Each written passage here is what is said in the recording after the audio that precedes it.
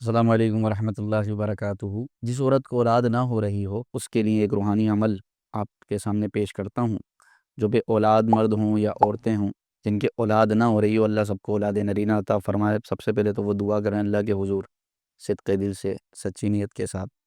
دوسرا یہ ہے کہ جس عورت کی اولاد نہ ہو رہی ہو تو وہ 7 نفل روزے رکھے اور افطاری کے وقت 21 مرتبہ پڑھے یا مصورو یا مصورو یا مصورو، 21 مرتبہ روزانہ ہر روزے کے افطار کے وقت یہ پڑھے، اور پانی پہ دم کر کے اسی پانی سے افطار کرے، اور پھر اللہ کی بارگاہ میں سچے دل سے دعا کرے تو انشاءاللہ عز و جل اس کو اللہ اولاد نرینہ عطا فرمائے گا۔